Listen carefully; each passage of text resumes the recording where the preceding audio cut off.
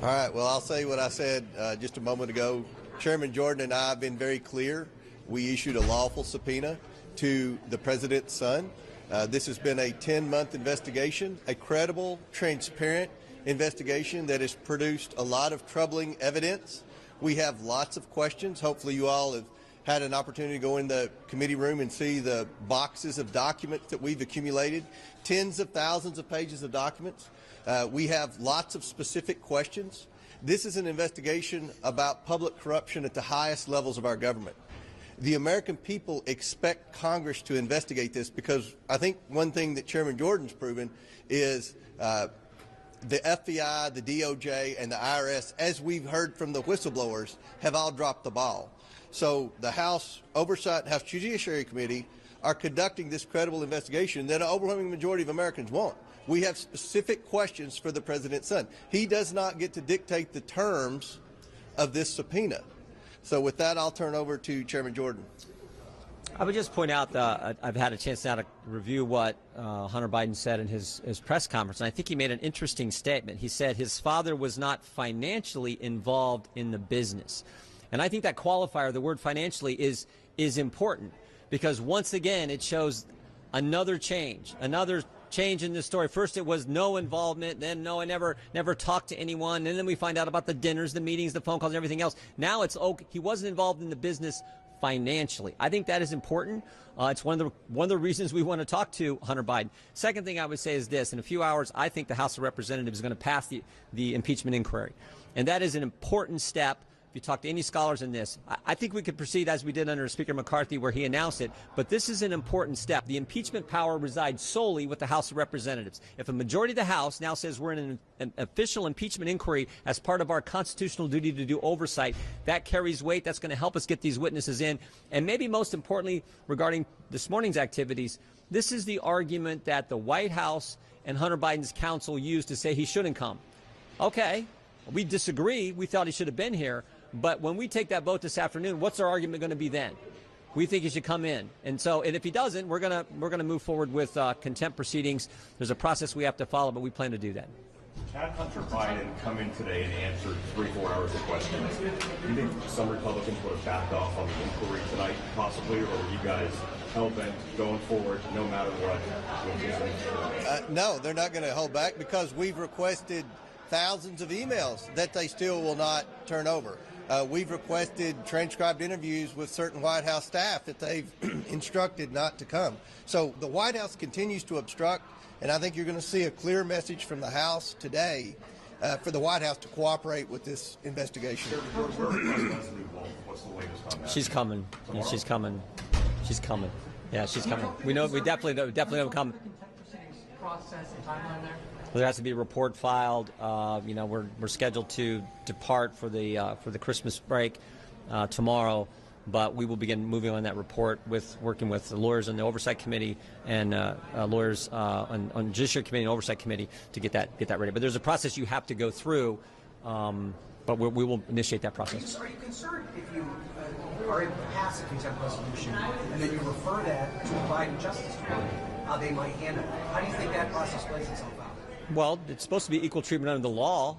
We know what they we know how aggressive they were with other individuals who've been held in contempt. We'll see what happens here. But all we can do is, we can do our job, and we're going to do that. Do you think it's something the special counsel should handle, or? We're going to do our job. Chairman Jordan, you yourself have refused the emergency in the past. Can you speak to the differences here? Actually, I did not. I responded. You can go look at the letters. I never said no to it. I just want to know how it was going to work and the process was going to work. And wrote them a letter, and they didn't do it. They didn't do a darn thing. So. But Chairman Jordan, one thing Hunter Biden said this morning was Republicans have mocked his addiction. I've not. For Chairman Comer or Congressman, what do you think of that idea that he's saying you guys are mocking the addiction? We've never mocked his addiction. Again, this is an investigation of Joe Biden. Hunter Biden's a key witness because we have a simple question, and the majority of Americans have a question. What did the Bidens do to receive tens of millions of dollars from our enemies around the world? That's a simple question. Every American wants to know. What did you do to receive the money? And we also want to know what role Joe played because, quite frankly, it's hard for me to believe, I'll speak for myself, that all these oligarchs and the Chinese Communist Party were wiring Hunter Biden millions of dollars because they liked him, because he added value to something. We believe, as what Devin Archer testified in the transcribed interview, that they were selling the brand and Joe Biden was the brand. And we believe that Joe Biden's known about this all along because he hasn't been honest with the American people. As Chairman Jorden said, his story continues to change.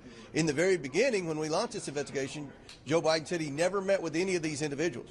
Now we know he met with all of these individuals. The narrative when we started this investigation was that no money ever transferred to the Bidens while Joe Biden was vice president. Now we know a huge percentage of the money transferred while Joe Biden was vice president. The majority of the shell companies were incorporated while Joe Biden was vice president. So we have a lot of questions about some very concerning transfers. That's why we have the thousands of pages of bank records. We've been very transparent with the media.